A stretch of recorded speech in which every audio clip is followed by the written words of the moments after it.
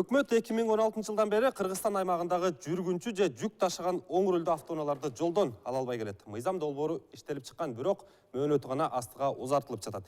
Ички иштер министрлигинин билдиргенине караганда, бул кадамдын негизинде кандайдыр бир деңгээлде жолдо катталып жаткан эбегейсиз өлчөмдөгү жол кырсыктарын азайтууну көздөп жатат. Ошол эле учурда адистердин айтымында жолдогу катталган кырсыктар унаанын оң жагында жайгашкан рулде эмес, аны башкарып бараткан айдоочуларда деген пикирлер дагы арбын. Саламатсыздарбы? НТС телеканалынын эфиринде Ар тарап программасы. Биз бүгүн оң рулдүү автоунааларга байланышкан мыйзам долбоорунун айланасында талкуу уюштуралы деп чечтик. Биз менен бирге болууга баардыгыңыздарды чакырып кетмекчибиз. Урматтуу телекөрүүчү, эгерде ушул маселе боюнча сиздин дагы кандайдыр бир сурооңуз же болбосо пикириңиз боло турган болсо, анда 0312ден башталган биздин телефонго байланышыңыз. Мындан тышкары сиздин карманган багытыңыз да биз үчүн маанилүү.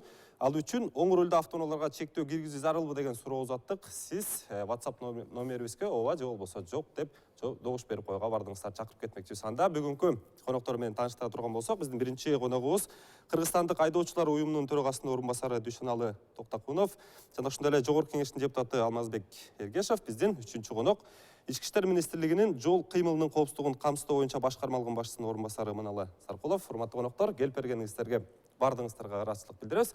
Сизден баштайын деп атам. Эң биринчи эле бул чектөө киргизүү деген коммерциялык негизде деген бул жүргүнчү ташыган унааларга элеби же болбосо башка жүк ташыгандагы? Анткени элдин көпчүлүгү азыр жанагы эл ташып оокат кылган унааларды эле жолдон алат экен деген маалымат болуп атат да. Негизинен ошо айтып коеюн эле 2015 жылдан баштап Кыргыз Республикасынын аймагында рулу оң жакта жайгашкан транспорт каражатын каттоо жана ошолорду каттоого алып туруп, андан ары ошо жол кыймылына катыштыруу боюнча тыюу салынган. Бирок ошол эле убакта ошого чейинки Кыргыз Республикасынын аймагында кирип калган оң рулдуу транспорт каражаттары бар. Алар пайдаланууда жүрө бермекчи да. Ал эми бул 1-январдан баштап 2020 жылдан күчүнө кире турган мыйзам. Бул негизинен ошол рулу оң жагында жайгашкан, буга чейин Кыргыз Республикасында каттоо алынып калган транспорт каражаттары коммерциялык максатта, то есть пайда табуу максатында жүргүнчүлөрдү жана элдерди ташууга тыюу салынат деген мыйзам кабыл алынган. Мына азыркы күндө ошол мыйзамдын алкагында сөз болуп атат да.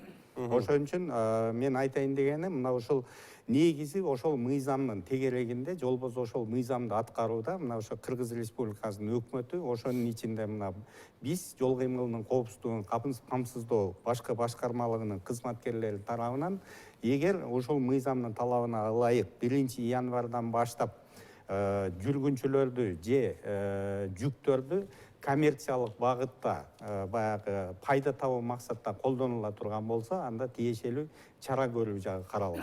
Дагы жол тактап коеюн. Жүк ташыганга дагы кандайдыр бир деңгээлде чектөө сөзсүз түрдө жүктү дагы эгер мындай да тактап айта турган болсок, эгер ошол жүктү бирөөдөн пайда табыш үчүн акчага ташый турган болсо тыюу салынат.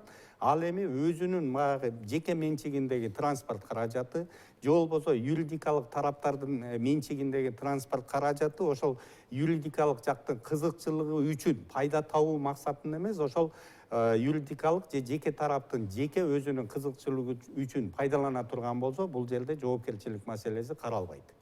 Ушул механизмдер боюнча дагы бир топ суроолорубуз бар. Алдыда дагы сизге узатам. Азыр башка конокторго суроо берейин деп атам. Мына Жогорку Кеңештин депутаты Алмазбек Эргешев, сиз мөөнөтүн узартууну 2025 жылга чейин деп сунуштап атасыз. Анан эмне максатта мындай сунуш келип чыгып атат бүгүнкү? Менин бул деген негизинен карап келгенде, бул уже 2-чи жыл узатылган атат да. Ооба. Себеби дегенде бул 13-жылы кабыл алынган. Анан 2016-жылы Конституциялык сот биринчи айты карап, чечим чыгарып берип, анан ошол Жогорку Кеңештин депутаттары карап, ошол кездеги президент кол коюп, күчүнө жылдырылган 2020 жылдын 1-январына чейин деп. Негизинен биздин бул мыйзамды узарталды алып келатканыбыздын себеби бул социалдык маселе да. Негизи биздин бийликтердин баардыгы деле ушул элибизге, эл эмне дейт, элибизге шарт түзүшүбүз керек да. Бүгүнкү күндө болуп атат. Мына азыр 300 миңден ашык машина ошол рулу оң тарапта Кыргызстанда. Миллиондон ашык машинанын 300 миңден ашыгы ошол оң тарапта болуп аткандан кийин, ал эми шаарды карасаңар, Бишкек шаарынын эле 50%-тен ашыгы такси рулу оң тарапта. Ошолор биз ошолорго жумуш ордун таап бере албай жаткандан кийин, ошол өздөрү иштешип үй бүлөзүн багып аткандан кийин ата энесине жардам берип аткандан кийин биз эмне үчүн биз аларга каршылык көрсөтүп мындай бир социалдык взрыв боло турган бир туура эмес жолдорго барбашыбыз керек да. Анан менин оюмча буга өкмөт макул болот. Сөзсүз түрдө муну кабыл алышыбыз керек. 2020 суроо беришип атат. 2025 жылга чейин депчи. Эми 2025 жылга чейин мисалы бул Казакстанда, Россияда ушундай машиналар бар да. Ошондой машиналарчы, бирок булар биз 2025 жыл дегеним 2025 жылга чейин узартсак, ошого чейин кээ бир машиналар эскирет. Эгер ошол мезгилде ошол талап кыла турган болсо, дагы узартып беребиз деп ойлойм. Муну менен эле такалып токтоп бүтүп калбайт. Себеби дегенде ошол машинаны биздин жарандарыбыз өзүнүн акчасынан сатып алган. И ошол машина, мисалы азыр Жигули, Москвич деген машиналар почти жок болуп калды да. Ошондой болуп өзү менен өзү жок болуп кетмейинче биз аларды эч кандай айдабагыла, же болбосо мындай кылгыла деп айтканыбыз туура эмес болуп калат. Айдоочулар кандай кабыл алып атат бул мыйзамды? Эми муну азыр зарылчылык азыр жок. Мына жогорку кеңештин депутаты айткандай бул жылдан жылга эскирет, жылдан жылга эксплуатациядан төмөндөй баштайт да. Бирок ушу коммерциялык жол уруксат бергенден мурун жана техникалык кароону жакшылап көзөмөлдөп туруп ошо жарай турган транспорттук каражаттарга уруксат берсе болмок да. Азыр туура келгенин баары коммерциялык жолдо конечно иш алып барат. Эми көбүнчөсүн бара сиздер айтып аткандай, бул көйгөйлүү маселе бул мыйзам кабыл алынганда эле сразу ишке ашып кетсе болмок да. Муну эми отсрочка узарткандан кийин бул жылда эле узартууга туура келет. Азыр мынакей айдоочулардын көбү ушу мына шаарда 50%тен ашык деп атабыз. 300 миңге жакын транспорттук каражаттар мунун көбү эле коммерциялык жол ишке барат. Себеби жумушсуздук деген азыр өзүңүздөргө белгилүү. Анан булар үй бүлөсүн багып атат, ушу менен эптеп оокат кылып атат. Муну запрет кылган күнүндө эле ошолор көнүп калган адамдар ошол ишти алып барат. Мамлекетке деле тыйын түшпөй калат, азыр анча мынчасы болсо дагы азыр патент алып иштейт булар, мыйзамдуу болсун деп. Анан азыр патент токтойт, мамлекетке акча түшпөй калат. Анан элдердин маселеси кыйыныраак болот да. Ошон үчүн мынакей азыр так эле штрафтар көп, ана мына деген көп ар кандай сын пикирлер мамлекетке айтылып атпайбы. Ошол сыяктуу болуп бул айдоочулар да чыгышы мүмкүн. Биз мындай жумуш жок кылабызбы? Өзүбүздүн маселебизди өзүбүз чечип, силер жумуш бере албагандан кийин өзүбүздүн маселебизди өзүбүз чечип, үй бүлөбүздү багып атсак, бизге кандай бөгөт коесуңар деген талаптар катуу коюлат да. Ошон үчүн азыр зарылчылыгы деле жок. Муну ошо 5 жылга узартса, анан 5 жылдан кийин ага чейин мамлекет может башка жолго кетебиз, техникалык кароолорун туура кылып туруп анан уруксат берип дагы эле узарта берсе болот. Бул сабыр менен бул жоюла турган иш да. Бул машинанын баары эле бессрочный колдонулбайт да. Эскирген машиналар уже эксплуатациядан чыга баштайт, саны азая баштайт азырчы. Түшүнүктүү. Азыркы учурда оң рулдуу автоунаалардын жүргүнчү ташышына каршы болгон адамдардын карманган негизги багыттарынын бири, келтирген жүйөлөрдүн бири бул албетте жол кырсыктары болуп атат. Оң рулдуу автоунаалар жанагы кимдир бирөөнү ашып өткөндө кооптуу, кандайдыр бир деңгээлде ыңгайлуу эмес деп айтып атышат. Анан мен сизден статистиканы сурайын деп атам да. Катталган кырсыктардын канчасында оң рулдуу автоунаалар катышкан? Жалпысынан биз мына байма-бай анализ кылып келатабыз.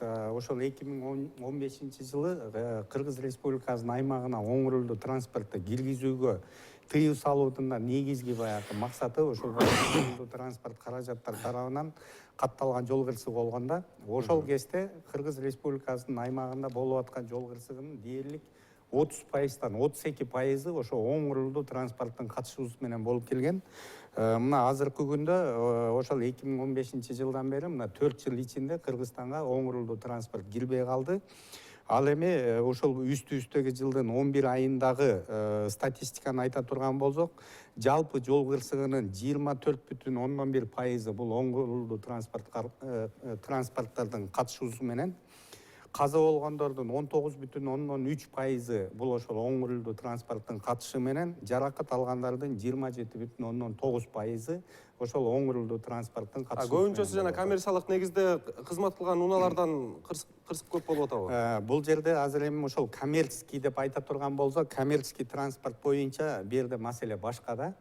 Азыркы күндө бизде ошол такси менен алектенгендер, ошо жүргүнчүлөрдү ташыгандар ыктыярдуу патент төлөйт дагы, ошо патенттин негизинде жүргүнчүлөрдү ташыйт. Ал эми могу эл аралык каттамда жүргөн көпчүлүк учурда ташыгандар баягы ошол эле бир айылдын ичинен, например, ошол баягы тиешелүү каттамга Бишкектен ошо бир айылга, кайра ошол айылда Бишкекке каттай турган болсо, бул көпчүлүк учурда ошол айылдагы тааныш билиштерин ташыйт дагы, булар патентте калбайт. Ал эми ошол коммерциялык багытта деп айта турган болсоң, көпчүлүк айтат, биз тууган уруктарды ташып атабыз, эч кандай коммерциялык максат жок.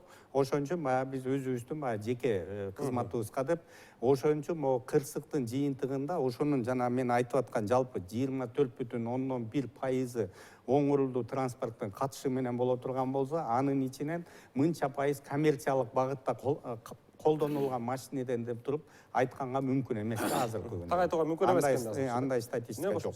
Мен кошумчалайын дегеним, бизде негизинен мына проценттерди карап көрсөк, биз айтпайбызбы, жанагы шаардагы таксинин 50% негизинен руль оң тарапта. 30%, примерно 25-30% бардык машинанын руль оң тарапта. Оң рөлдүү унаа көп, ошон үчүн кырсык көп деп айткандан алысмын. Ошол процент канча болсо, ошондой эле калып калат. Андай көбөйүп кеткен жери жок.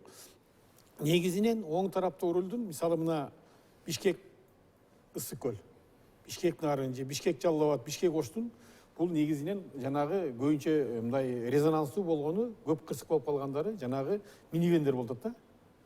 Көп адамдарга жети кишилик унаалар. Ошол минивен, мисалы ошол алыска аттагандар минивендердин аябай көпчүлүгү ошол руль оң тарапта.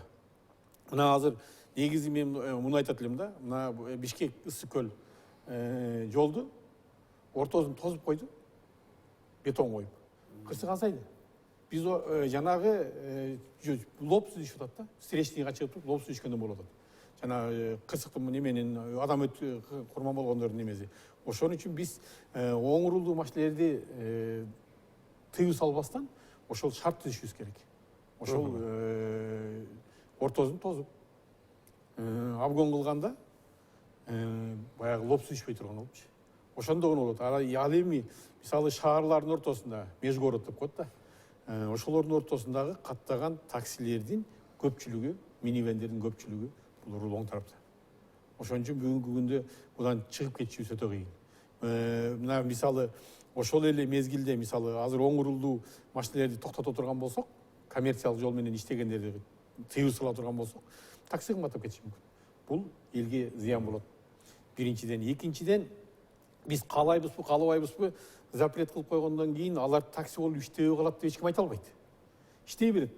Болгону ГАИни көргөндө же текшере турган органды көргөндө, чашкасын ала коет, же кармалып калса, коррупцион жолу схема башталат да. Ошон үчүн биз мыйзам чегинде уруксат бериш керек. Мен дагы бир нерсени сурайын деп атам. Азыркы учурда сиз мына 2020 азыр айтып атабыз, мөөнөтү кайрадан узарышы мүмкүн деп кандайдыр бир божомолдордун негизинде бүгүнкү абалдарга көз салып турганан мен сизден сурайын деп атам да, 2025-жылы эми ылдам эле келет, эмне өзгөрөт? Же кайра эле ушундай ошол учурдагы дагы бир эле күрү чыгып кайрадан узартабы деген кеп болот да бул жерде. Эми ошол убактагы абалды караш керек да. Ошол убактагы жолдун эрежелери кандай сакталып калды, кандай кырсыктар көбөйдү, азайды, ошого реакция кылыш керек. Мен айтайын дегеним, кандай болгон күнү дагычы мамлекеттик көзөмөл болуш керек. Жана биздин стационарный пост дегендердин баарын алып салган. Мисалы мына адамдар ташып бараткан транспорттук каражаттардын көбү мына эрежеде жазылып турбай, чарчап чаалыгып турган убакта транспорттук каражатты башкарганга уруксат жок деп атат. Мурунку болсо биз Советтер Союзу деп эле жамандай беребиз, ал убактарда жолдо токтотуп алып керек болсо врачтар айдоочулардын, давлениелердин басымдарын текшерип, абалын карачу. Азыр абалын караганга шарт болбой калды да. Ошон үчүн мынакей чарчап чаалыгып деп айтып аткан мынакей ош мисалы жол саат башы каракол дегенде бир багытка кеткен транспорттук каражаттарды кайра бери жибербеш керек. Себеби биз 7 саат, 8 саатка чейин чыдайт экенбиз. 10 саат, 12 саатка адам чыдаш мүмкүн эмес да, тем более жол дегенди көрүп атасыз. Жол азабы, көр азабы деп бул бекер айтылган сөз эмес. Анан эгерде ошондой адамдар убагында эс алып, убагында таксовать этип иштей кыла турган болсо, кандайдыр бир деңгээлде көзөмөл керек деп атасыз. Көзөмөл бул Жөн сиздин сөзүңүздү азыр бөлгөнгө мажбур болуп атам. Анткени бизде бир телефондук байланыш бар экен. Эгер мүмкүн болсо, телекөрүүчүнү биз менен байланыштырып коюңуз. Алло, саламатсызбы? Саламатсыңарбы? Саламат, биз сизди угуп атабыз, сурооңузду узата берсеңиз болот. Катуураак айтпасаңар, мага угулбай атат. Мен айта берейин, саламатсыңарбы? Менин суроом жолдош полковникке. Мына мен бир эле айтып коеюн. Оң урулду автолорго асылган. Макул, хорошо, мейли. Жолдош полковник ыманалы да. Сизге айтып коеюн. Хотя бы башкаларга жетсин биздин үнүбүз. пробканы создавать этип атат, ана болуп атат, мына болуп атат. Мына биринчи мисал Горькийди алыла. Белинскийден баратып Горькийде бурулсаңар, 50 метр сайын, кээ бир жерде 20 метр сайын пешеходный переход. Жана полоса, зебралар. Аны бүт барын ким кылып алган? Жанагы магазиндин маңдайында турат. Ар бир магазиндин маңдайында карап көргүлөчү ишенбесеңер. Андан кийин о светофорду алайын. Светофор мына бүгүн кетип атсак мына второстепенный 19 мүнөт күйөт дагы. Главный 19 мүнөт күйөт дагы, второстепенный 30 мүнөт күйөт. Бул кандай деген жорук. Ахунбаева селекциянын жолунда. Акипреске да бердик, ага да бердик, буга да урганыңар да жок. Бул бир. Анан тиги Дүйшөнөл Аксакалга айтып коеюн дедим, бир мындай мыйзам киргизбесеңер болбой калды. Бүгүн пробка Ахунбайдан кетип баратсак жалга. Карасам астында жана У деген жанагы бир автошколанын немеси кирип алыптыр. Мынтип карасам, рульда бир кемпир отурат, мындайча айтканда. Айланайын. Эми 50дөн кийин токтотуш керек го бул аялдарга. Ушуну бир киргизгилечи жогорку кеңеш. 50дөн кийин окутпагылачы айланайын. Жогорку кеңеш мына отуруп турбайбы? Аксакал сизге. Мен аябай жиним келди.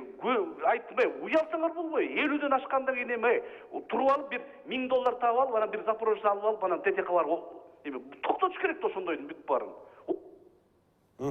Түшүнүктүү. Мен кандайдыр бир деңгээлде дагы кошула турган болсом, баягы оң рөлдүү унааларды, коммерциялык негизде жолдо жүргөн унааларды алып салгандын ордуна башка жолдогу көйгөйлөр менен күрөшпөйлүбү деген сөз төркүнүн айткысы келдиби деп атам да, телекөрүүчү. Эми жол маселесин айта турган болсок, транспорт багытын айта турган болсок, чынын айтканда Кыргыз Республикасы башка мамлекеттерден дагы бир өзгөчөлүгү бар. Себеби дегенде бизде 97% ташуудун бардыгы ошо автотранспортко келет да. Себеби дегенде бизде авиа каттам дээрлик жок, темир жол каттам дээрлик жок, суу каттамы деги эле жок. Ошон үчүн уже негизги нагрузка ошо баягы жолдо. Шаарда болобу, калк жашаган жерде болобу, трассаларда болобу. Ошон үчүн бул маселе чынында аябай чоң мындай бир модернизация өзгөрүүгө муктаж. Ошол эле убакта Бишкек шаарын ала турган болсок, светофорлордун иштөө ыкмасы боюнча чынын айтканда туура маселени айтып атат. Буну эң негизгиси көтөрө турган, муну чече турган маселе мына биз азыр Бишкек шаарына дагы байма-бай күндө талап кылып атабыз. Ошо автоматташтырылган түрдө башкаруу системасын киргизиш керек. АСУД деп коет. Автоматизированная система управления дорожным движением. Бул баягы датчиктердин негизинде кайсыл жерде транспорт көп болуп атат, аз болуп атат, ошонун бүт бардыгын байма-бай баягы система өзү жөнгө салып башкара турган. Азыркы күндө Бишкекте 366 көчөнүн кесилишинде светофор коюлган, бирок ошол 366 светофор ар бири локально башкарылат. Ар бирине жанагы секундалар өзүнчө коюлат дагы. Бир коюлган система ошол бир сутканын ичиндеги жалпы каттамды алып турганан орточо баягы ошонун баягы орточо суммарный эсептелип туруп коюлуп атат. Бул негизи туура эмес. Анын бардыгын модернизация кылып, азыркы жаңы заманбап технологияларды киргизиш керек. Бул туура айтылып атат. Анан кийин жана пешеходный переход дей турган болсок, ошол эле баягы жолдогу кыймылды уюштуруу маселеси боюнча дагы чын эле көп маселе бар. Бирок жана ар бир магазиндин алдына каалаган жерге пешеходный переход коюп койду дегенге мен макул эмесмин. Анын бүт бардыгы ошо тиешелүү баягы стандарт менен, тиешелүү өлчөм менен ал уже жөнгө салынып, биз тараптан дагы көзөмөлгө алынат. Түшүнүктүү. Урматтуу телекөрүүчү, сиз өзүңүздүн узаткан сурооңузга түшүнүктүү жооп алдыңыз го деген үмүттөбүз. Эгер башка телекөрүүчүлөргө дагы кайрыла кетели, кандайдыр бир деңгээлде оң рөлдүү автоунааларга сиздин дагы сурооңуз болсо, анда экрандагы 0312ден башталган телефонубузга байланышыңыз. Ал ага меске кайтып келейин деп атам. Мыйзамдын өзүнө, мыйзамдын мазмунуна эгерде канча бир жылдан кийин ишке кире турган болсо, мыйзам толук түрдө иштеп кетерине ишенесизби? Анткени механизмдери туура көрсөтүлгөнбү, жанагынтип бирөөнүн ташып баратканын ким аныктайт, кантип аныктайт, ушул жөнүндө айтып бериңизчи. Эми мыйзам мындай да. Мыйзам общий жазылат. Анан положениесин өкмөт менен ошол эле ГОБЗ, МВД булар өздөрү положение менен өздөрү башкарыш керек. Көзөмөлдөгөнгө мүмкүн деп ойлойсузбуз? Эми көзөмөлдөгөнгө чынын айтканда сен айтканга толук эле кошулам, кыйын. Мына айтып атпайбы? Эгер жүктөп келатса, сен эми биздики ушул эң чоң көйгөйүбүз болуп атпайбы? Патент ал десең дагы колунан келишинче жер качат да. Ошон үчүн бүгүнкү күндө азыраак болсо дагы ошону патент алып иштеп атат. Эгер биз ушул мыйзамды кабыл албастан оң жактагы рулду коммерциялык жолго колдонгонго болбойт деп кое турган болсок, анда бардыгы теневой экономикага кирип кетет да. И коррупция башталат. Ошон үчүн бул мыйзамды неметсе жолун таап, эми менимче буга жетпейбиз го дейм да. барып узартып барып туруп анан кийин машиналар эскирет. Вот 2023 болсо 2030 жылы ошол мезгилден баштап туруп запрет коебуз. Себеби дегенде азыркы машиналар 10 жылдан кийин уже эскирет. Эл ташыганга деле шай калбай калат. Шай калбай калат. Түшүнүктүү. Дагы бир бизде телефондук байланыш бар экен. Алло, саламатсызбы, урматтуу телекөрүүчү? Бизди угуп аткан болсоңуз, анда сурооңузду узата бериңиз. Алло. Алло. Биз сизди угуп атабыз, сурооңузду узата бериңиз. Саламатсыздарбы? Саламат. Азыр мына үч бийликтин кытабы турасыздар. Мында бизде Кыргызстанда негизги жол эрежеси оң жак тарапты кармап жүрүү эрежеси да. Ошондо машинанын ролу сол жакта болот. Эгерде биз оң жактуу рол менен жүрө турган болсок, анда биз сол жак чеке менен жүрүшүбүз керек. Бул жол эрежесине түздөн түз карама каршы келет. Ошон үчүн жанагы эмелер оң урулдуулар дайыма жолдун ортосунда. Себеби движениянын бардыгы сол жак тарапта болот. Сол жакта шопур боло турган болсо, бардыгын көрүп билип турат. Ошибка да кетпейт. Значит, биринчи жол эрежесин жоюшубуз керек дагы. Анан кийин оң ролго уруксат беришибиз керек. Бул негизи жол эрежесин сакалалы. Түшүнүктүү. Кошуласыздарбы сиздер? Эми негизгиси бул оң рулдук башкаруу биз жака биздин мыйзамга да туура келбейт болчу да. Бул эми башында мамлекеттик деңгээлде муну туура киргизгенге мамлекеттик деңгээлде чечиш керек болчу. Кандай десе, мына Япон мамлекети биздин ортодо кирген, Анан ошолор менен макулдашып, мына сиздин машинелериңиздерди биз сатып алганга макулбуз. Анан ошонун рулдарын ордуна коюп бергиле десе, булар өзлөрүнүн заводдорунун баары ошол жерде тургандан кийин анча-мынча эле чыгым болмок да, ошо менен которуп бермек. Билем мынча киши, мынча жылдан бери кирип транспорттук каражаттардын саны көбөйүп калгандан кийин, конечно, бул киши айтып аткандай жанагы тыгындарга дагы себепкер болгон ушулар. Себеби оң жагында тургандан сол жагын сиз көрө албайсыз. Ээрчип эле кете бересиз да. Чыга калганда кырсык учурайт деп ошолордун баары реакция болуп туруп, анан эмне үчүн запрет кылган бул боско? Бул машина абдан жакшы машина. Жүрүү бөлүктөрү жакшы, башкарууга, салон, супер салон деп эсептелет. Анан айла кеткенде бул деген болбойт экен, кырсык ушундан көбөйүп кетти деп мына өкүлдөр турат, ушулар сунушу менен бул жабылган. Эми бул эми калган транспорттук каражаттарды эксплуатация кылыш керек. Муну элдерге деле карама каршылык кыла берген мамлекет болбойт да. Ошон үчүн бул эми аралда жашаган мамлекеттер да буларчы. Булар башка мамлекеттер менен карым катнашы жок, бул аралда турган машиналерде. Жол менен катташы жок. Эгерде жол менен катташы болуп, Европа сыяктуу боло турган болсо, булар дагы рулун башкача кылып, эрежесин башкача өзгөртмөк. Булар өздөрү үчүн туура да, а биз үчүн туура эмес. Түшүнүктүү. Аз кечиресиздер, бизде бир чакан жардамалык түрмөк бар экен, андан кийин анан сизге сөз берели.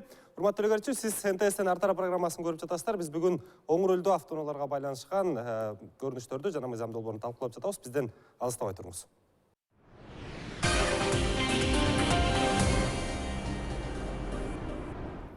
Урматтуу телекөрүүчү, сиз НТСтен ар тарап программасын көрүп жатасыз. Биз талкуубузду улантабыз. Маналага жана сөзүңүздү Мен ошол баягы мына туура жанагы айтып атканы, что бизде баягы жолубуз дагы, башкасы дагы, эрежебиз дагы рулу сол жакта жайгашкан машинеге ылайыкташтырылган деп, ал туура. Бирок ошол биздин Кыргызстанга биринчи руль сол жактагы машина 92-жылдан баштап кирип баштаганда, ошол эле 92-жылдан баштап 2006-жылга чейин рулу оң же сол деп тиешелүү жана техпаспорт же күбөлүктө жазылган эмес. 2016-жылдан баштап ошол жазыла баштап, анан проблема акырындап көбөйүп барып, мына 2013-2012ден баштап бизге массовый түрдө ошо баягы рулу оң жактагы транспорт кире баштады. Эң пик 2014-жылга келди да, анан ошондо уже жол кырсыгына болгон, жолдогу кыймылга болгон акыбал өтө коркунучтуу болуп калды. Анан Ички иштер министрлиги тарабынан мыйзам долбоорун сунуштап, 2015-жылы депутаттар колдоп берип, анан Кыргызстанга ошол оң рулдуу транспорт кирип, каттоого алынбасын деген мыйзам чыгып, мына азыр эми 4 жылдан бери ошол рулу оң жактагы транспорт каражаттары уже Кыргызстанда каттоого алынбайт.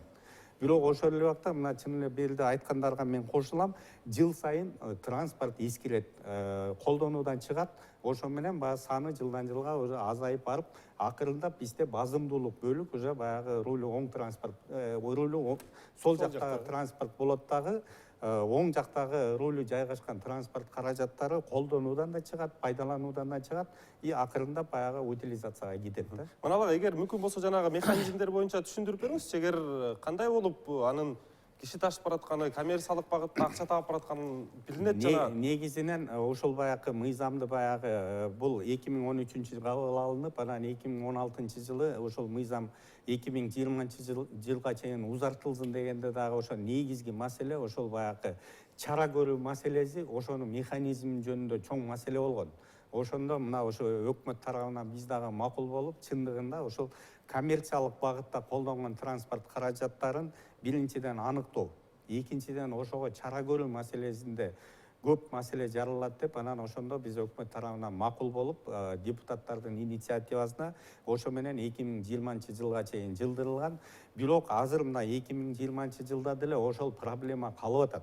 Потому что ал чечилип жол болсо чечсе болот бекен негизи ошол. негизинен бул жерде чече турган болсок, биринчиден бизде ошол такси жаатында алактан иш алып баргандар бул жана добровольный патент негизинде болуп атат. Ошону биз деген эгер лицензияга киргизип, лицензия алып, лицензия аркылуу такси менен алектене турган кылсак, анда мамлекеттик деңгээлде баягы башкарууга мүмкүнчүлүк болмок. Ал эми азыр ыктыярдуу патент болгондон кийин аны жөнгө салыш чынында кыйын. Экинчиден ошол эле баягы биздин мына өзүбүздүн дагы улуттук өзгөчөлүктөрүбүз бар. Биз только Бишкек шаарын карабашыбыз керек. Эгер айыл аймакты карай турган болсок, ошол эле бир Бишкектен алыска айылды ала турган болсок, ошол айылда бир 6 же 10 ошол баягы жүргүнчүлөрдү ташуу менен алектенген адамдар бар. Аны айылдын бардыгы билет. Жок, ошондо сиз барып айыл кыдырасыздар, эмне кыласыздар мен түшүнбөй атам. Ошол эле айылдан ташыганда булар акча менен ташыса дагы бүт бардыгы тааныш билиш. Ал эми териштирип келгенде биз эч кандай коммерциялык максатта ташыган жокпуз деп туруп, негизги басым ошого кетип атат да. Чара көрүү жаатында дагы чын эле кыйынчылык болот. Ал эми биз мына ошону баягы тактаганга аракет кылып, мына бүт жерлерден тиешелүү маалымат алып атабыз. Бирок алган маалымат ошол мыйзам чегинде жөнгө салуу боюнча чын эле кыйынчылык жаратат да. Аны моюнга алыш керек. Демек кандайдыр бир деңгээлде айта турган болсок, мыйзам чийки. Жана келечекте да ишке ашында мындай бир күмөн ойлор болуп атат да, менде кечирип коюңуз. Бирок мен дагы бир суроо берейин деп атам да. Алмазбайга биз эмнеге Журкановго карап Путсунбаев деген кепти айткым келип атат да. Азыр биз бардыгыбыз сиздер дагы өзүңүздүн айылыңызга кетейин деп автобекетке барсаңыз, сөзсүз түрдө менин оюмча оң рулдуу автоунаа менен кетишиңиз мүмкүн да. Анан бардыгыбыз ошону айдап жүрсөк, катамдардын баарындагы 7 кишилик оң рулдуу унаа жүрсө эмнеге бүгүнкүдөй мыйзамды министрлик сунуштайт, жогорку кеңеш кабыл алат дагы анан кийин узартып атабыз деген кепти айткым келип атат. Баягы 2014 жылы аябай көп кирген деп өдүкпү? Ошондо ошол мыйзам кабыл алынганда биз негизинен жанагы таможенный союзга киргенбиз да. Деп атпайбызбы азыр? Ошого киргенде бирден бир немелердин бири, талаптарынын бири ошол право руль машинаны запрет кыласыңар деген. Бизден мурун Казакстанда киргизгенге тыюу салган. Андан мурун Россияда тыюу салган. Мен жана айтып кетпедимби? Россиянын тиги алыскы Дальний Востогунда, ошол жагында 99% право руль, руль оң тарапта. Япония жакында 200 километр ташып келише берет. Ошон үчүн бул көйгөй бир эле бизде эмес. Бардык мамлекеттерде бар. Эми биз жарандарыбыздын ошол машинени толугу менен айдап бүтүп утилизацияга кетмейинче мингенине биз запрет кое албайбыз. Биз болгон ошол жана коммерциялык жүргүнчүлөрдү ташыганда запрет коелу дегенбиз. Бирок бүгүнкү күндө бардык нерсе шартка жараша болот да. Биз эми 20-30 жыл астыга көрө албай атабыз. Биз 25 жылга чейин узартып турсак, анан может мен эми ошого аябай неметем, экономикабыз мисалы 2010 жылга салыштырмалуу азыр экономиканын мисалы ВВП аябай өстү да. Баягы билингенине караганда ошол эле мезгилде 2025 жылга чейин өзгөрүлүп кетпейт жакшы жагын деп ким гарантия бере алат? Ошон үчүн 2025 жылга чейин узартып турсак, анан ошол жерге дагы көрөбүз деп ойлойм. Сиздин бул демилгениңизди кесиптештериңиз өкмөт колдоп узартып берет деп ойлойсузбу? Эми биз ушул мурунку жумада жогорку кеңештин сайтына ийилдик. Азыр коомдук талкууда. Ушул жумада өкмөткө жөнөтөбүз. Өзүңөрдүн чечимиңерди бергиле деп.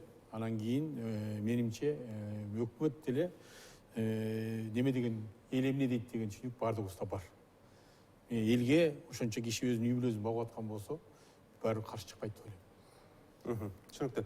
Эске акыркы суроолордун бирин берейин деп атам. Чындыгында эле кандайдыр бир статистикага кайрыла турган болсок, мен жаңылбасам, азыр орточо эсеп менен алганда күнүгө 3 кыргызстандык жол кырсыгынан көз жумат. Эгер мен жаңылбасам, анан мен сизден сурайын деп атам да, ушул жол кырсыктарын азайтуунун башка жолдору барбы? Оң рулдуу автоунаага асылгандан башка? Эми башка жолдор мына эң негизги коопсуз шаар деп кирбеди. Мына ошол жана коопсуз шаар деп видео фиксациялар турган жерлерде мына кырсыктар 50%ке төмөйдү, почти жок эле десе да болот. Анда элдин баары билип, бирден штраф төлөгөндүн баары эле азыр ошону карап калды да. Бул эң негизгиси мамлекеттик көзөмөлдө, анан техникалык бул жол кырсыктардын баары бүт техникалык абалына байланыштуу болот да. Бизде азыр техникалык кароо мамлекеттик деңгээлде өтпөй калбады.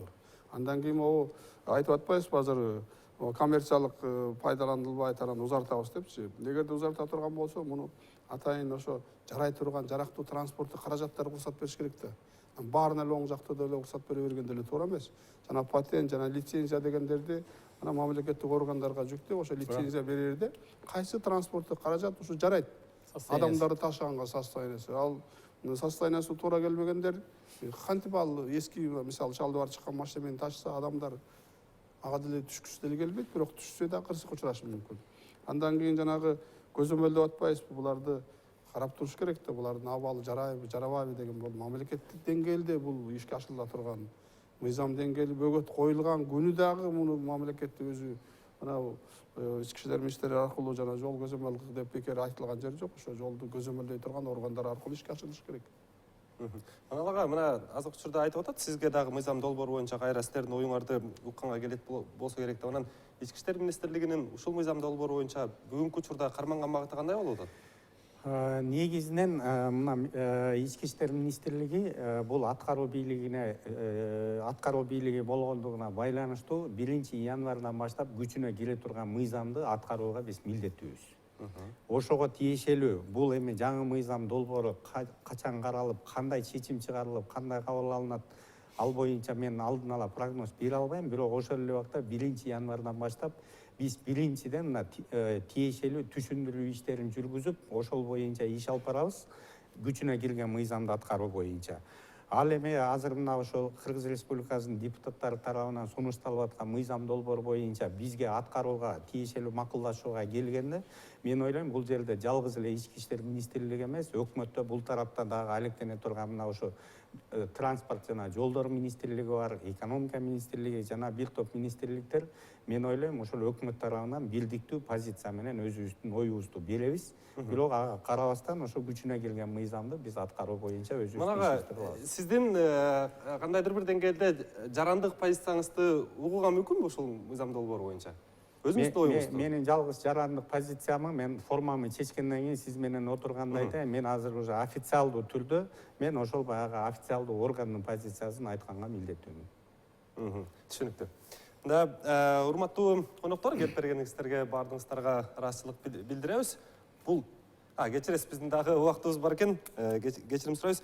Мен неме боюнча суроо берейин деп атам, кандайдыр бир деңгээлде 5-6 жылдан кийин мына баардыгыбыз айтып атабыз, азыркы учурда оң рулдуу автоунаалар көп кирип кетти деп. Азыр мен жаңылбасам 30%, туурабы? 30%га жетпейт. Азыр мына бүгүнкү күнгө караганда ошо жалпы каттоодо турган транспорт каражаттарынын дээрлик 24% ошол оң рулдуу транспорт болуп эсептелет. 24%, 5 жылдан кийин дагы азаят, 5 жылдан кийин бөгөт коюш керек, ал азаят. Бирок ошол эле 2015-жылы биз мыйзамды кабыл алганда, ошол кезде уже 32-33% уже оң рулдуу транспорт болчу. Жылдан жылга азыр оң рулдуу транспорт уже азайып атат, ал эми сол рулдуу транспорт кирип атат, ошон үчүн уже дагы бир суроону берейин деп атам да, эгерде чындыгында эле мына адистердин пикири боюнча кырсыктардын көбү оң рулдуу автоунаалардан кете баштаган болсо, жанагы мыйзам долбоорун ишке киргизсек, эми элдер ырмая чырмая кандайдыр бир деңгээлде оң рулду сол жакка которобу деген кеп болуп атат да, сиздин пикириңиз мүмкүн болсо кыскараак. Эми которо турган муну келип аткан убактарда да атайын жасай турган мына Алматыда мисалы которо баштаган болчу. Бизде деле анча мынчалары которо баштаган. Анан ВОЗду запрет кылгандан кийин баарысы эле токтоп калды. Эгер которсо, унан техникалык абалына таасир этеби? Ал боюнча мен жооп берип коеюн. оңгурулду транспортты сол жакка которуу боюнча бул эгер ошол транспортты чыгарган заводдун бизден аккредитация алган станциясы болсо ошолор гана ошол тех регламентке тиешелүү ошолор гана которулат. Ошон үчүн Кыргызстандын алкагында азыр аны которууга мүмкүн эмес, которууга эч ким уруксат бере албайт. Түшүнүктүү. Мына эми убакыт бизге бөлүнгөн убакыт аягына келип жетти. Буга чейин эсиңиздерде болсо оңгурулду автоунааларга чектөө киргизүү зарыл деп телекөрүүчүлөргө биз суроо узатып собол салдык эле. Азыр учурда ооба деп 133 адам, ал эми жок деп 215 адам билдиргенке. Демек, кандайдыр бир деңгээлде элдин көпчүлүгү дагы бул мыйзам долбооруна каршы деген жыйынтык чыгарсак болот экен. Келип бергениңиздерге баардыгыңыздарга ыраазычылык билдиребиз. Урматтуу телекөрүүчү, мен туулуп өскөн айылда адамдар экиле гана тармак менен жан багып киреше табышат. Биринчиси мал багат, ал эми экинчиси эл ташышат. Унаалардын баардыгы оңгурулду. Мындай көрүнүш, мен жаңылбасам, баардык айылдарда бар. Эгерде мыйзам долбоору күчүнө кире турган болсо, анда бул кандайдыр бир миңдеген адамдардын жумушу, кирешеси болот дегенде түшүндүрөт. Сиздер НТС телеканалынан Ар тарап программасын көрдүңүздөр. Аны мен Айбек Бийбосунов алып бардым. Аман туруңуздар.